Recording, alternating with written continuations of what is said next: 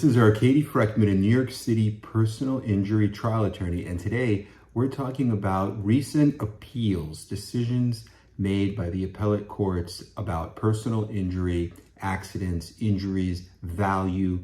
So today is an interesting decision. This decision actually, what it did was it increased the value. So what happened was a jury gave low value, and the appellate division actually increased the value and said, this is too low, it's not enough, it's insufficient, and the real value is much more.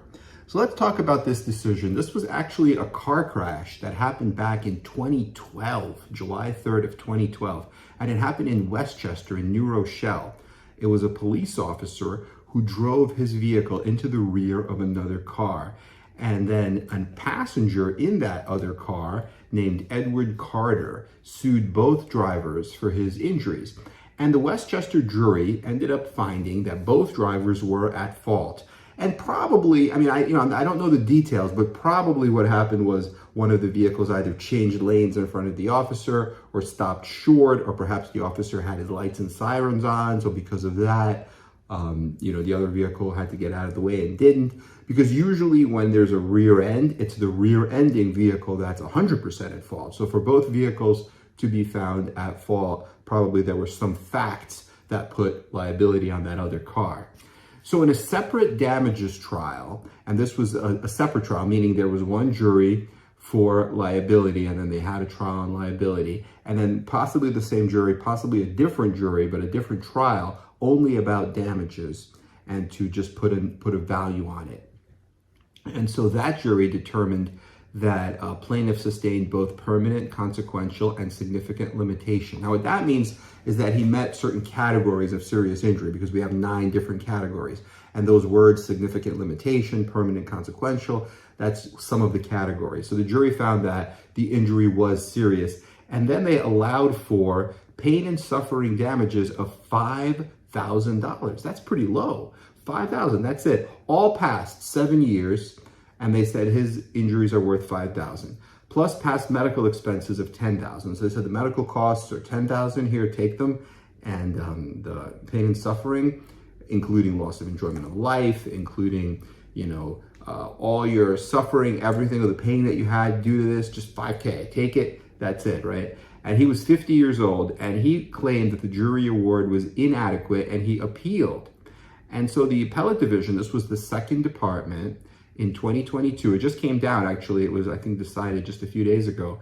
The appellate court ruled that the pain and suffering award should be increased to $180,000, $80,000 past, $100,000 future, and that the medical expenses award should be increased to $140,000, $40,000 past, and $100,000 future. So then the total is much higher, right? You have $180,000 and you have $140,000 for a total of $320,000. On the jury decision, you only have like $15,000, 10 and 5. That's very low. So here are the injury details. Mr. Carter was treated on the date of the accident and at a local hospital. He complained of right shoulder pain, and he was given Motrin, and he was treated and released. He went to the hospital and he was released the same day. But he had 3 months of treatment with physical therapy and chiropractic. He needed arthroscopic surgery 6 months after the accident to repair a rotator cuff and labral tear in his shoulder. And after his shoulder surgery, the plaintiff recovered well, and he had no shoulder problems anymore, although he claimed at trial that the pain would return sometimes, and he did have a decreased range of motion when compared to normal. And the plaintiff's most significant claims at trial were related to his spine. After a diagnosis of herniated discs and treatment with epidural steroid injections, he had to have a cervical fusion surgery in February of 2015. So that's about 2.5, almost close to 3 years after the crash. And so that's a cervical fusion. And he had a lumbar fusion 4 months after that. So he had both a cervical fusion and a lumbar fusion, and he had a shoulder surgery, and he only got $5,000. Well, they must have really not liked this guy. I don't know. I've never heard of something like that. That's really, Westchester is considered a bad venue, like a defense venue, not a very friendly plaintiff's venue. But like $5,000 for all that? I don't know.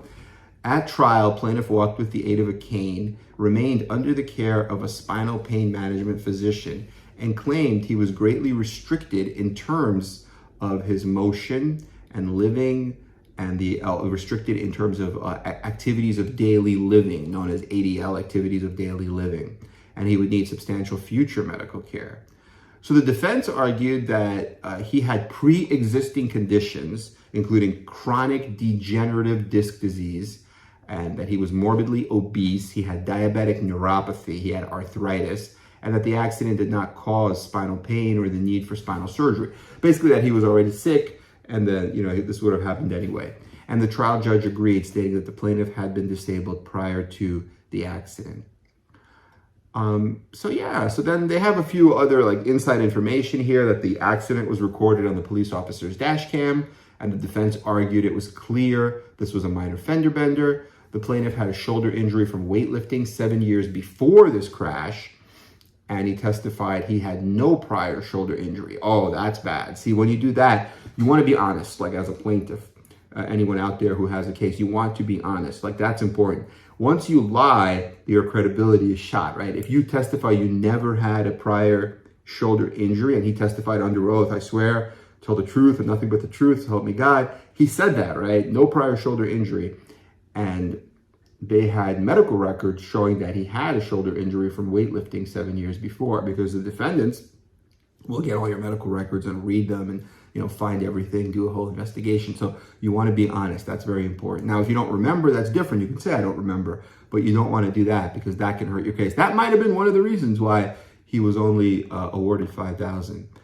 Okay, and then in closing arguments, plaintiff's counsel asked the jury to award plaintiff pain and suffering damages in the sum of $5 million, while defense counsel argued that plaintiff's injuries did not meet the statutory threshold under the CPLR and law, and therefore the jury should award no damages at all. They argued that they didn't meet the serious injury.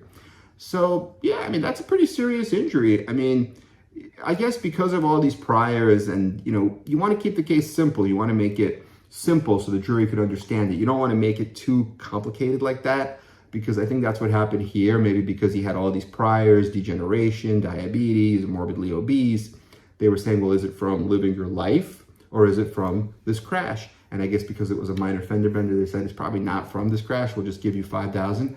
But it depends on how they answered the questions, right? Because the questions are, was the defendant negligent? They probably said yes, right? Both defendants, 2 cars. Was the defendant's negligence a substantial factor in causing the accident? They answered yes. So it was a factor. Now you have legal cause, right? Proximate cause, that's legal cause. You caused. Now, was the injury serious? They answered yes, right? Well, they don't ask that question. They ask, is it significant limitation, permanent, consequential, all those different categories, whatever categories you proved, whatever categories the evidence supports, right? But they had that. So once you have all that, then it's already established under in a legally thinking, right? In a legal context, it's already established that you prove that. So now the only last issue is, what is fair and reasonable compensation, right? What is just for these injuries? And these injuries are serious, and these injuries are caused by the crash. So then you have to compensate. You can't compensate them $5,000. So what the jury did was they wanted to they didn't really buy the case. They probably were almost about to say that it wasn't a serious injury, but they said, you know what, it is serious. Some of it must be caused by this crash. Let's just give them $5K. And then the appellate court said, well, you can't really do that, because once you establish legally it's caused by the accident, once you establish that it is a serious injury and it fits New York law, once those 2 things are established, the only remaining question is how much to allow for, and why would you allow only $5,000? That's not fair, right? That's not that's inadequate. That you have to give. And then I guess he had proof of medical costs. That's why they upped it to $140. He had proof of pain and suffering, activities of daily living, and that's why they upped it to $180. So a total of $320, which is still low for these kind of injuries. But I suppose because of all the priors and all these, becomes like a soup, all this confusion with the degeneration and all this other stuff, maybe it's not bad. Definitely better than what the jury did. And that does happen sometimes. The jurors get confused. The jurors don't understand what each question means.